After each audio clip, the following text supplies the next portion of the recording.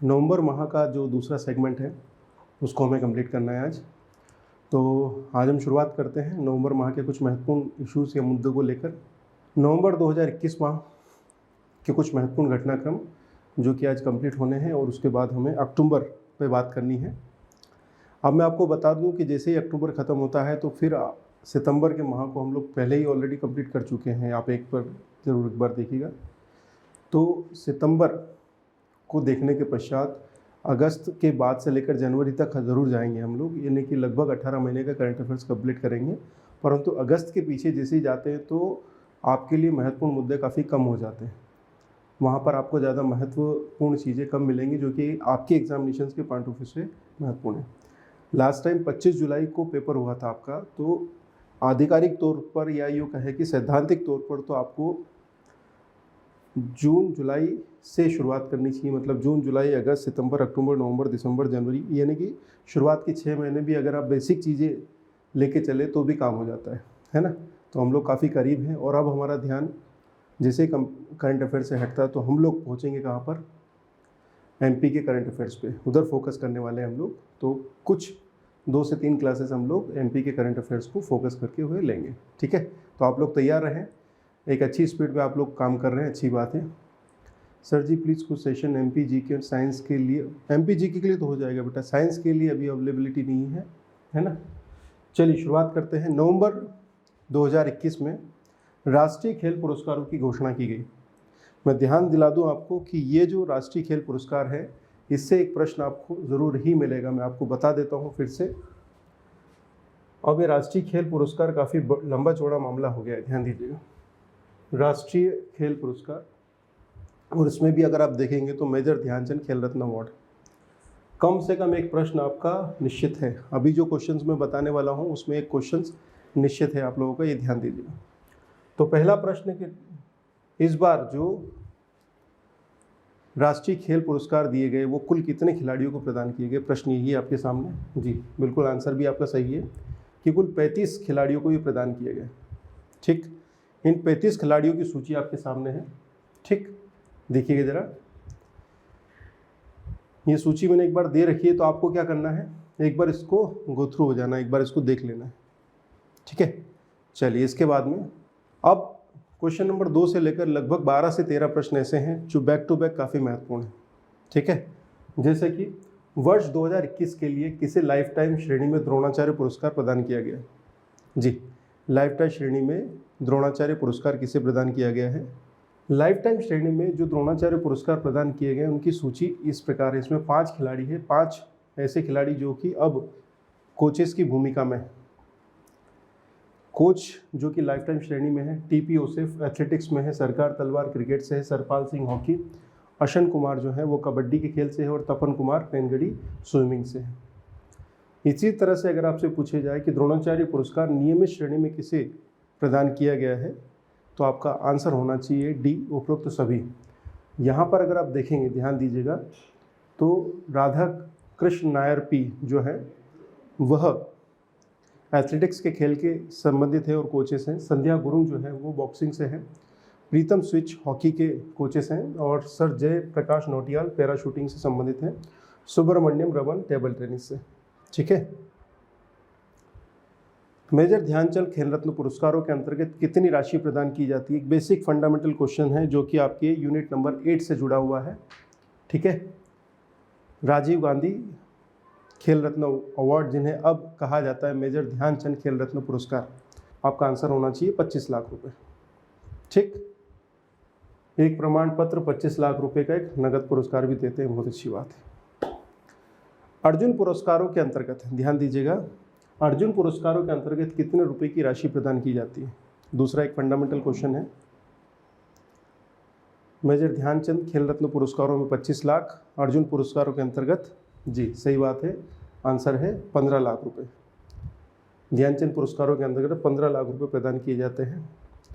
अब अगर आपसे पूछा जाए कि द्रोणाचार्य पुरस्कारों के अंतर्गत कितना पैसा देने की बात की जा रही है, जी द्रोणाचार्य पुरस्कार क्वेश्चन नंबर 6, बहुत बेसिक क्वेश्चन है। यहाँ पर भी आपको द्रोणाचार्य पुरस्कारों में 15 लाख रुपए की पुरस्कार राशि की बात की जाएगी। एक बार इसको देख लीजिए आप, ज़्यादा परेशान होने की आवश्यकता नहीं है। प्रश्न आपके सामने है, ये महत्वपूर्ण प्रश्न है कि 2021 के लिए प्रदान किए गए मेजर ध्यानचंद पुरस्कारों के अंतर्गत किसे पुरस्कृत नहीं किया गया है। थोड़ा सा मुश्किल होने वाला है आज आपका सेशन, ये मुझे अंदाज़ा है। लेखी केसी बॉक्सिंग, अभिजीत कुंटे शतरंज और देविंदर सिंह गरचा, इनको ध्यानचंद पुरस्कार 2021 दिए गए हैं। इनमें अगर आप बात करेंगे तो Lekhi K C boxing, Abhijit Kunte hockey, Devinder Singh Garcha hockey, इसके अलावा विकास कुमार कबड्डी और सज्जन सिंह कुश्ती से संबंधित हैं। अगला प्रश्न है, मौलाना अबुल कलाम आज़ाद ट्रॉफी की शुरुआत कब की गई थी। बेसिकली प्रश्न मेरा ये था कि मौलाना अबुल कलाम आज़ाद किस प्रकार की प्रतियोगिताओं के अंतर्गत दी जाती है। बेसिकली विश्वविद्यालयीन खेलों के लिए प्रदान की जाती है और इसकी जो शुरुआत है वो 1956-57 से हुई थी। Maulana Abul Kalam Azad trophy easy way में लीजिए, परेशान मत होइए। मौलाना अबुल कलाम आज़ाद ट्रॉफ़ी स्थापना वर्ष 1956-57 यह विश्वविद्यालय स्तर यूनिवर्सिटी लेवल पर देखी जाती है और मैं जब से देख रहा हूँ पंजाब यूनिवर्सिटी इसमें हर साल लगभग टॉप करती है। हाँ जी, 2021 के लिए मौलाना अबुल कलाम आज़ाद ट्रॉफ़ी किसे प्रदान की गई, मेरे से भी आंसर बताया आपको मैंने, पंजाब यूनिवर्सिटी। ठीक, पंजाब यूनिवर्सिटी 2021 के लिए। हाँ जी, राष्ट्रीय खेल प्रोत्साहन पुरस्कार की स्थापना, बेसिक प्रश्न है यूनिट 8 से। राष्ट्रीय खेल प्रोत्साहन पुरस्कारों की स्थापना किस वर्ष की गई है। आंसर है 2009। राष्ट्रीय खेल प्रोत्साहन पुरस्कार वर्ष 2009 से शुरू किए गए और उन कॉरपोरेट संस्थानों के लिए की गई है जो कि निजी और सार्वजनिक क्षेत्र दोनों के हैं और यहाँ पर वो खेलों को प्रोत्साहित कर रहे हो। राष्ट्रीय खेल प्रोत्साहन पुरस्कार, भारत सरकार। वर्ष 2021 के लिए किसे राष्ट्रीय खेल प्रोत्साहन पुरस्कार दिया गया है। वो संस्था पूछ रहे हैं आपसे जिन्हें यह पुरस्कार 2021 के लिए प्रदान किया गया है। जी बिल्कुल सही बात है, आंसर आ जाएगा सी, मानव रचना शैक्षणिक संस्थान नवोदित और युवा प्रतिभा की पहचान और पोषण हेतु। तो वहीं दूसरी जो संस्था है Indian oil corporation limited OIC। ठीक, इन दोनों को खेल प्रोत्साहन पुरस्कार 2021 प्रदान किया गया। अगला प्रश्न जो आपके सामने है, अंग्रेजी साहित्य का सबसे प्रतिष्ठित बुकर पुरस्कार वर्ष 2021 के लिए डेमोन गैल्गट को उनके किस उपन्यास के लिए दिया गया है। ये प्रश्न महत्वपूर्ण है, ये रचना पूछी जा सकती है, काफ़ी महत्वपूर्ण प्रश्न है ये। डेमोन गैल्गट महोदय क्या करेंगे, प्रॉमिस करेंगे, बिल्कुल सही बात है। दक्षिण अफ्रीकी उपन्यास है डेमोन गैल्गट और उनके उपन्यास दी प्रॉमिस के लिए उन्हें वर्ष 2021 का बुकर पुरस्कार दिया गया है। ठीक है, डेमन गैल्गट दक्षिण अफ्रीकी उपन्यास। ये प्रश्न पूछे जाने की पूरी संभावना है, आपसे सीधे भी पूछी जा सकती है कि दी प्रॉमिस नामक रचना किसकी है। जी, डेमन गैल्गट का ध्यान रखिएगा। 2021 बुकर पुरस्कार में, बुकर अंतर्राष्ट्रीय पुरस्कार या मान बुकर पुरस्कार की बात नहीं कर रहा हूँ, ठीक है, उस पर हम समय पर चर्चा करेंगे। बुकर पुरस्कार 2021 डेमन गैल्गट के उपन्यास द प्रॉमिस को मिला है। नवंबर 2021 माह की ये घटना है। चलिए, अब 2021 हो गया तो क्या MPPSC एक साल पीछे नहीं जा सकता, बिल्कुल जा सकता है।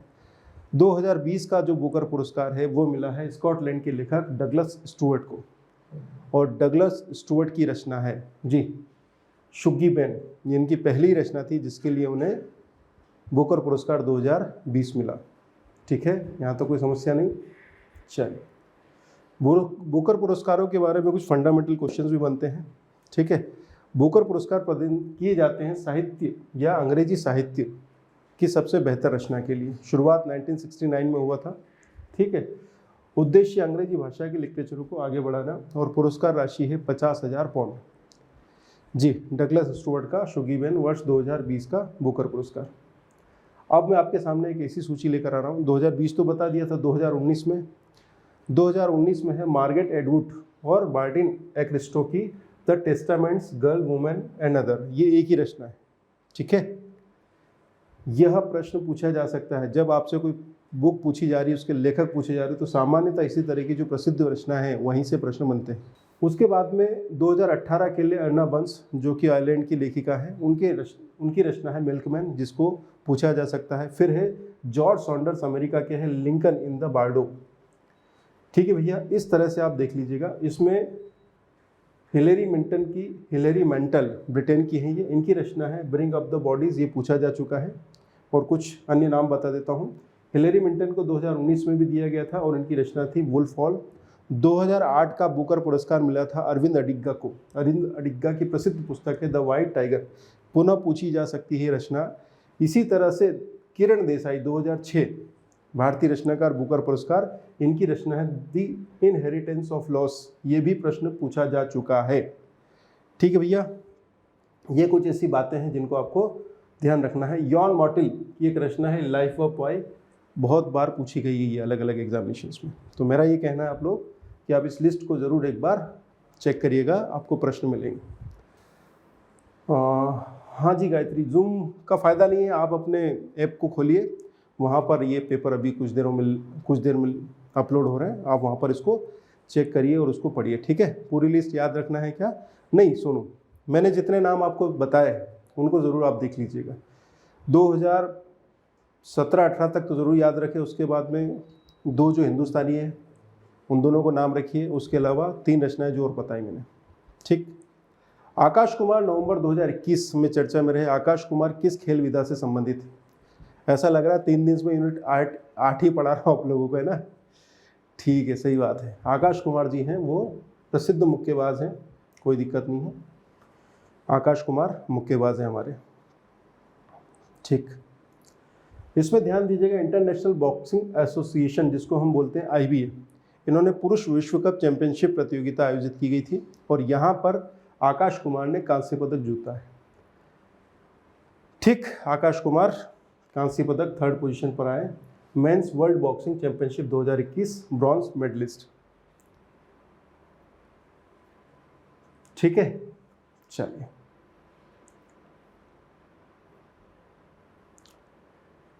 अब मैं यहाँ एक लिस्ट फिर से दे रहा हूँ आप लोगों को, यूनिट 8 लगातार आपके सामने। ठीक, इंटरनेशनल बॉक्सिंग एसोसिएशन द्वारा जो वर्ल्ड बॉक्सिंग चैंपियनशिप आयोजित की जाती है उसमें भारत ने अभी तक 6 पदक जीते हैं। ठीक है, कुल मिलाकर 6 हैं। अमित पंघाल, ठीक है, 2019 में, विजेंदर सिंह 2009 में, विकास कृष्ण 2011 में। अमित पंघाल 2009 है, ये थोड़ा सा देखना पड़ेगा, 2009 है शायद। शिव थापा कांस्य पदक, गौरव विधुड़ी और मनीष कौशिक, और 7वां व्यक्ति हमारा ये रहा आकाश कुमार। ठीक है, ठीक, तो ये हो गए 7, इससे पहले 6 थे, अब हो गए 7। नाम ध्यान रखिएगा, अमित पंघाल, विजेंदर सिंह, विकास कृष्ण, शिव थापा, गौरव विधुड़ी और मनीष कौशिक। ये नाम किस खेल विधा से संबंधित है, ये प्रश्न बन सकता है।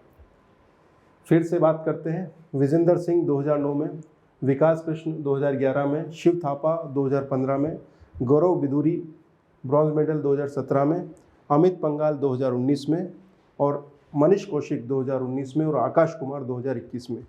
ये कुल मिलाकर हो गए हैं 7, अगर आपने ध्यान दिया हो। फिर से एक बार रिपीट करता हूँ।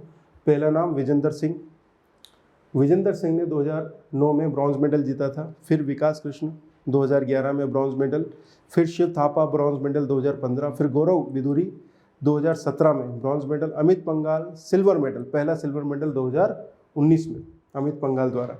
उसके बाद में आएगा मनीष कौशिक, मनीष कौशिक ने ब्रॉन्ज मेडल 2019 और 2021 में बेलग्रेड में जो अभी वर्ल्ड चैंपियनशिप हुई थी IBA की, उसमें आकाश कुमार ने ब्रॉन्ज मेडल जीता है 2021।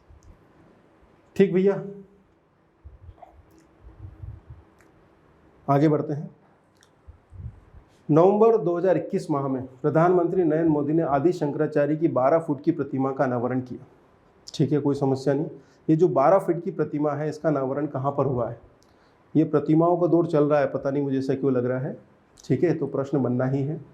बद्रीनाथ, हरिद्वार, केदारनाथ और गंगोत्री। जी, क्वेश्चन नंबर 15 का आंसर करना चाहेंगे आप लोग? ABC आ रहा है आंसर। ठीक है, आंसर है C, केदारनाथ। ठीक, नवंबर 2021 माह में प्रधानमंत्री नरेंद्र मोदी जी ने शंकराचार्य की 12 फीट ऊंची एक प्रतिमा का अनावरण किया। यही प्रतिमा है, केदारनाथ में स्थापित है। ये हमारे मोदी जी पास में खड़े हैं, अगर आप देख पा रहे हैं तो। ठीक, अब आदि शंकराचार्य पर बेसिक प्रश्न बन सकते हैं। रामानुजाचार्य पर प्रश्न बनने की संभावना है, शंकराचार्य पर भी है संभावना। 11 मई 1788 केरल के कलादी में ये प्रश्न पूछा जा चुका है। शंकराचार्य का जन्म स्थान केरल का कलादी, ये प्रश्न आ चुका है। ठीक, मात्र 33 वर्ष की आयु में अपने पूरा दर्शन प्रस्तुत करने के बाद उन्होंने समाधि ले ली थी। शिव भक्त थे। शंकराचार्य ने अद्वैत वेदांत दर्शन को प्रतिपादित किया, जिसको एक शब्द में या एक लाइन में जब उठाते हैं, एक फ्रेज में जब उठाते हैं तो कहते हैं अहम ब्रह्मास्मि, मैं ही ब्रह्म हूँ। ठीक है भैया। इनकी कुछ रचनाएं हैं जो कि आपसे पूछी जा सकती है, जैसे कि ब्रह्म सूत्र भाष्य, भज गोविंदा स्तोत्रम, निर्वाण शातकम और प्राकरण ग्रंथ। ये ऐसी रचनाएं हैं जो कि पूछी जा सकती है। इसमें अगर एक ही रचना आपको ध्यान रखना हो तो नाम याद रखिएगा, ब्रह्म सूत्रम भाष्यम। आदि शंकराचार्य ने 4 मठ स्थापित किए गए थे ताकि वो पूरे देश को, हिंदू संप्रदाय को जोड़ सके। श्रृंगेरी, पुरी, द्वारका और बद्रीनाथ। बद्रीनाथ उत्तराखंड में, द्वारका गुजरात, पूर्व पश्चिम, पुरी उड़ीसा और श्रृंगेरी दक्षिण भारत। ये देखिए 4 मठ स्थापित किए हैं, बद्रीनाथ, द्वारका, जगन्नाथपुरी और रामेश्वरम। बद्रीनाथ आपको उत्तराखंड में दिखेगा, द्वारका आपको गुजरात में मिलेगा। इसके बाद में अगर आप जगन्नाथ टेम्पल देखने जाएंगे तो आपको पुरी में मिलेगा उड़ीसा में, और तमिलनाडु क्षेत्र में आप जाएंगे तो आपको रामेश्वरम, श्रृंगेरी। ठीक है भाई। अगला नाम है ड्वेन ब्रावो। ड्वेन ब्रावो जो है, उन्होंने नवंबर 2021 में संन्यास की घोषणा कर दी। ये किस देश के प्रसिद्ध क्रिकेट खिलाड़ी हैं? आईपीएल चल रहा है, ब्रावो को आप जानते हैं, ये वेस्ट इंडीज़ के खिलाड़ी हैं। तो किरण पोलार्ड और ड्वेन ब्रावो, 2 नाम आपके सामने आ गए हैं जो कि सभी तरह के क्रिकेट से इन्होंने संन्यास की घोषणा कर दी। ठीक, हाँ चलिए। नवंबर 2021 माह में भारत ने अंततः अंतर्राष्ट्रीय स्तर पर प्रतिष्ठित टॉय ट्रेन लोगों को अपनी बौद्धिक संपदा के रूप में पंजीकृत करा लिया। जो टॉय ट्रेन चल रही है, ठीक, दार्जिलिंग में अगर आप ध्यान दीजिएगा तो यह पंजीकरण विश्व बौद्धिक संपदा संगठन वीपो के द्वारा किया जाता है। आपको बस ये बताना है कि वीपो का मुख्यालय कहाँ पर है। वर्ल्ड इंटेलेक्चुअल प्रॉपर्टी ऑर्गेनाइजेशन का मुख्यालय, वीपो का मुख्यालय कहाँ पर है? आंसर है स्विट्जरलैंड के जेनेवा में। ठीक, भारत ने अंततः अंतर्राष्ट्रीय स्तर प्रतिष्ठा प्राप्त दार्जिलिंग की टॉय ट्रेन को, इसका जो लोगो है जो आपको सामने दिखाई दे रहा है, इसको उन्होंने पेटेंट करवा लिया। कोई भी अब इसका प्रयोग उनकी परमिशन के बगैर नहीं कर सकता, भारत सरकार की परमिशन के बगैर। ठीक, दार्जिलिंग हिमालय रेलवे, यह काफ़ी चर्चा में रहा है। ठीक, इसका जो निर्माण हुआ था वह दार्जिलिंग हिमालय रेलवे का जो निर्माण है वह 1879 से 1881 के बीच में हुआ। पश्चिम बंगाल, हिमालय की तलहटी क्षेत्र दार्जिलिंग आपको पश्चिम बंगाल में मिलेगा। चाय बहुत फेमस है यहाँ पर। दार्जिलिंग हिमालय को या दार्जिलिंग हिमालय रेलवे को, DHR को 1999 में यूनेस्को की संयुक्त राष्ट्र शैक्षणिक और वैज्ञानिक और सांस्कृतिक संगठन यूनेस्को की विश्व धरोहर सूची में शामिल कर लिया गया था DHR को।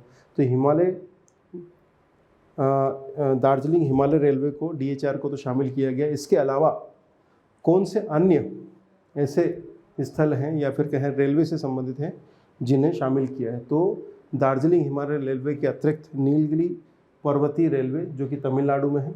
ठीक है, इसके अलावा कालका शिमला रेलवे हिमाचल प्रदेश, तो पश्चिम बंगाल में DHR दार्जिलिंग हिमालय रेलवे, तमिलनाडु में नीलगिरी पर्वतीय रेलवे, हिमाचल प्रदेश में कालका शिमला रेलवे।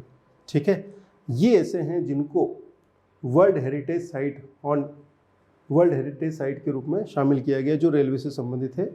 इन 3 रेलवे के अतिरिक्त छत्रपति शिवाजी महाराज टर्मिनल मुंबई, इनको भी वर्ल्ड हेरिटेज साइट में शामिल किया जा चुका है। फिर से बता रहा हूँ, Darjeeling Himalaya railway, Nilgiri mountain railway, कालका शिमला रेल मार्ग, तो ये तो 3 बेसिकली परिचालन के रूप में है। अगर आप देखेंगे तो एक स्टेशन है छत्रपति शिवाजी महाराज टर्मिनल मुंबई। हिंदी फिल्मों में जब भी मुंबई को दिखाते थे, अब तो नहीं, पहले तो सबसे पहले इसी छत्रपति शिवाजी टर्मिनल को दिखाते थे। अब हम अपने प्रश्न पर आ जाते हैं कि वीपो का मुख्यालय कहाँ है। प्रश्न का उत्तर सबसे बाद में, वो है जेनेवा स्विट्जरलैंड में। ठीक है, संयुक्त राष्ट्र की एक एजेंसी के रूप में वीपो कार्य करता है। चलिए आगे बढ़े। नवंबर 2021 माह में काहो गांव चर्चा में रहा और इसी की एक जनजाति है मेड़ जनजाति। काहो गांव तथा मेड़ जनजाति चर्चा में रही। इनका संबंध किस राज्य से है? काहो गांव तथा मेड़ जनजाति का संबंध किस राज्य से है? प्रश्न यही है। आंसर है अरुणाचल प्रदेश। बेसिकली हुआ क्या है, ये जो काहो गांव है ये अरुणाचल प्रदेश में है, परंतु ये चीन की सीमा से लगा हुआ है। 1962 का जब वार हुआ था, जहाँ पर चीनियों की संख्या बहुत ज़्यादा थी और भारतीय सैनिक काफ़ी कम संख्या में हुआ करते थे, तो इस गांव के लोगों ने भारतीय सैनिकों की काफ़ी मदद की थी, इसलिए काफ़ी महत्वपूर्ण है। और इसी बात पर यहाँ पर एक डॉक्यूमेंटेशन हो रहा है, एक डॉक्यूमेंट्री बन रही है। आपने मेजर शैतान सिंह का नाम सुना होगा, ठीक है? हाँ जी। सबसे पहले काहो जो गाँव है वो अरुणाचल प्रदेश के अंजा जिले में चीन की सीमा से लगा हुआ गाँव है, ठीक है? और यहीं पर मेड़ जनजाति के लोग हैं, स्थानीय लोग हैं, और इन्हीं पर डॉक्यूमेंट्री बना रही है भारत सरकार। ये तय हुआ है। मेड़ जनजाति सामान्यतः बौद्ध धर्म को मानने वाली है, कोई समस्या नहीं है। अरुणाचल प्रदेश की अन्य जनजातियों में अगर आपने नाम देखा हो तो इसमें अबो, रका, अप्तानी, डफला, गेलोंग, खम्पति, खोवा, मिश्मी, मोनपा, मोम्बा, नगा और शेरडुकेपेन और सिंगफो फेमस है।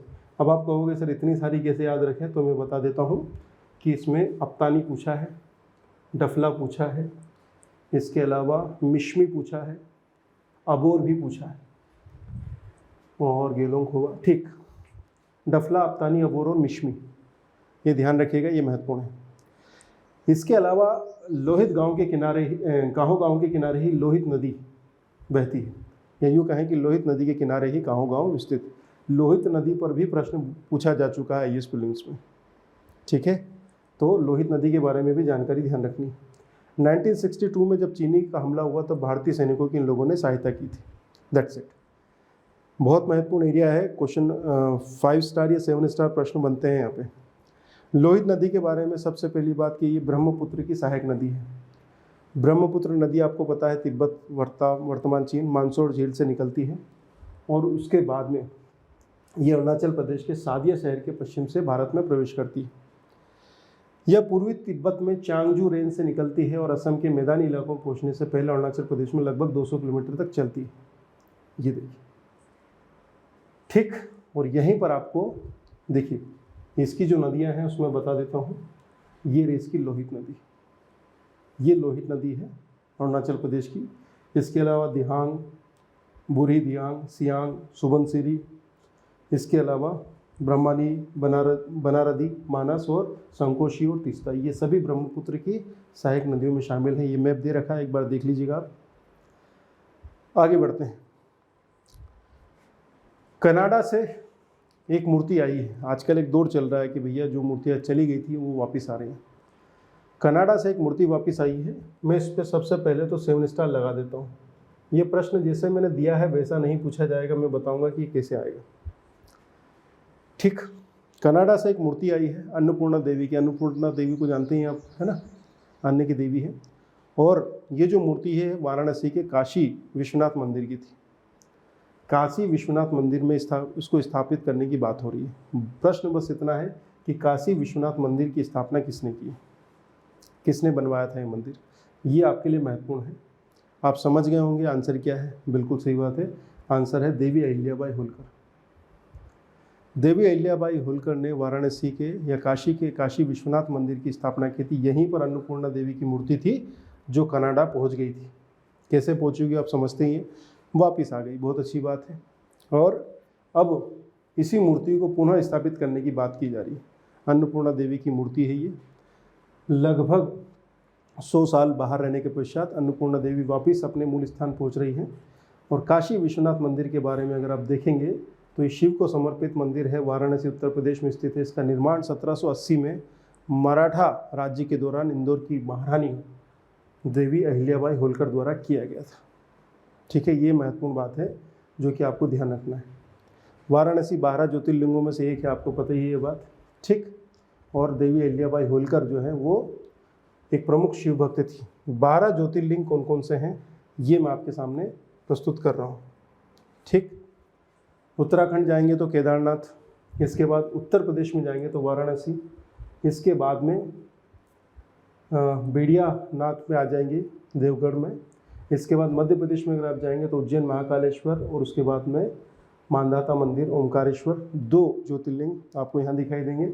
इसके बाद में आप नागेश्वरम चले जाइए, सोमनाथ चले जाइए, 2 ज्योतिर्लिंग आपको यहाँ दिखाई देंगे महाराष्ट्र में, ठीक है। 3 ज्योतिर्लिंग आपको यहाँ दिखाई देंगे। उसके बाद में फिर आप तमिलनाडु जाइए, तेलंगाना जाइए और उसके बाद में तमिलनाडु जाइए, रामेश्वरम। तो इस तरह से 12 ज्योतिर्लिंग आप एक बार देख लीजिएगा।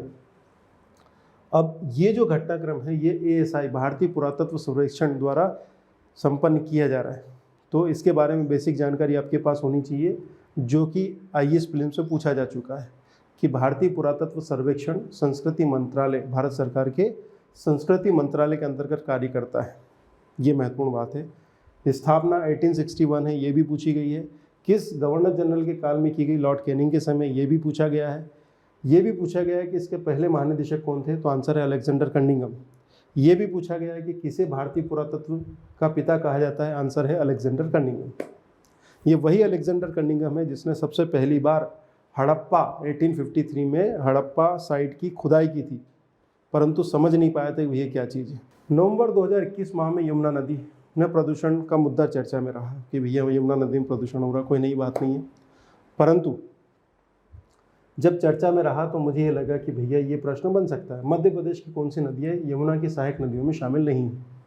आप जानते हैं कि बेतवा, केंद्र और सीन, ये 3 नदियाँ हैं जो कि यमुना में जाकर मिलती है, यमुना गंगा में जाकर मिलती है। बहुत अच्छी बात है। यमुना नदी के बारे में बेसिक जानकारी। यमुना नदी उत्तराखंड राज्य से निकलती है, सही बात है। उत्तराखंड के उत्तरकाशी जिले में समुद्र तल से इतनी ऊंचाई पर दिखती है और बंदरपुछ चोटियों से निकलती है यमुनोत्री ग्लेशियर से। इसके बाद में यह उत्तराखंड, हिमाचल प्रदेश, हरियाणा, दिल्ली में बहने के बाद उत्तर प्रदेश में प्रयागराज में जाकर गंगा में मिलती है, जिसको हम संगम बोलते हैं। कुल लंबाई 1376 किलोमीटर है। और अगर आप यमुना पर देखेंगे तो कुछ प्रमुख बांधों में लखवाड़ व्यासी बांध उत्तराखंड में और ताजेवाला बैराज बांध हरियाणा में। इसकी प्रमुख सहायक नदियों में चंबल, सिंध, बेतवा, केन। ये मैंने मध्य प्रदेश के संदर्भ में बताया आपको, ठीक है। तो देखिए यमुना आपको दिखाई दी, यमुनोत्र से उत्तराखंड, हरियाणा, दिल्ली और फिर यूपी। चंबल आपको यहाँ दिख रही है, ठीक है। चंबल की सहायक नदी आपसे पूछी जाती है। फिर है सिंध, बेतवा, केन। पूर्व से पश्चिम अगर आप देखेंगे तो केन, बेतवा, सिंध और फिर चंबल। पूर्व से पश्चिम ये प्रश्न भी बनता है, या पश्चिम से पूर्व। तो इस मैप का आप प्रयोग करें, ये आपके लिए काफ़ी महत्वपूर्ण है। इलाहाबाद या प्रयागराज में जाके मिल जाती है।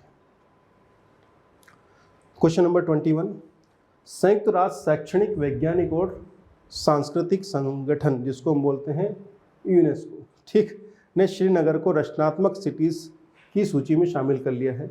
UNESCO creative cities network, UCCN, UNESCO का एक अनुषंगी संगठन।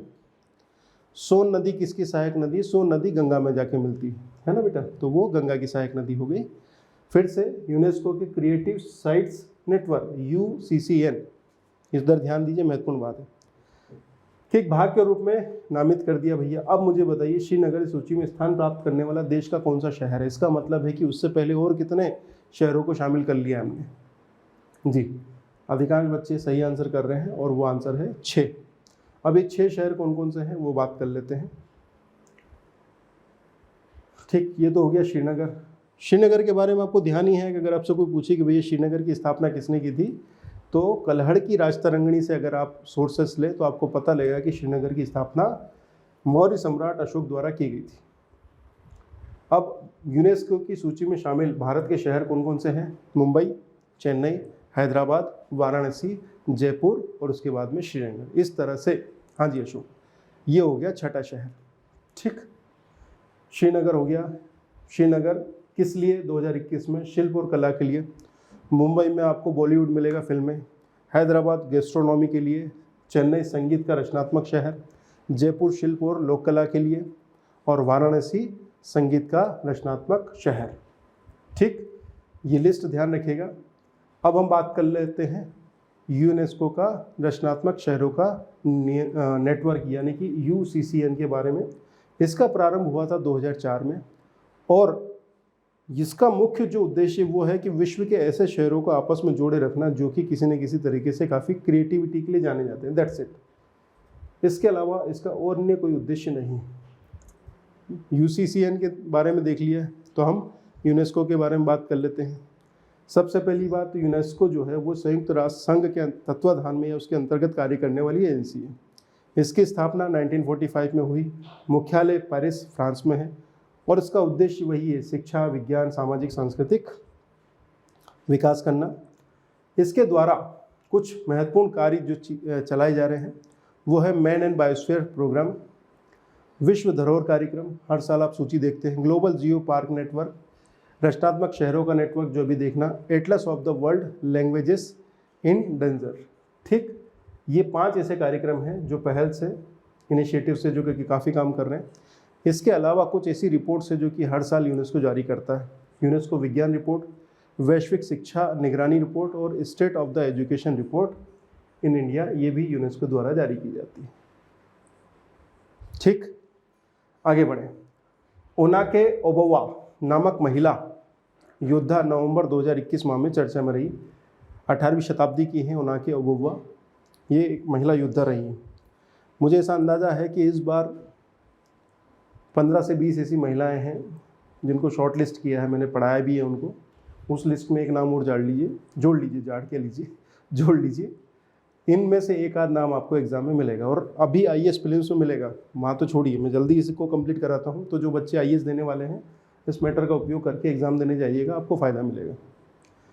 फिर मैं बताऊँगा आईएएस में कौन कौन से क्वेश्चंस थे जो आए हुए। ओनाके ओबव्वा एक महिला योद्धा है, ठीक है, जो कि चित्रदुर्ग जिले में एक मुसल नामक स्थान पर रहती थी और यहाँ पर हैदर अली की सेना से इन्होंने लड़ाइयाँ लड़ी थी।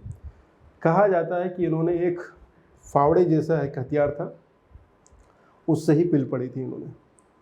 ओनाके ओबव्वा कन्नड़ गौरव का प्रतीक मानी जाती है कर्नाटक में। ठीक, और कर्नाटक सरकार ने इस वर्ष 11 नवंबर को ओनाके ओबव्वा जयंती मनाने के रूप में निर्णय किया है। ठीक भैया, ठीक। इसके अलावा कुछ अन्य नाम ले लेते हैं।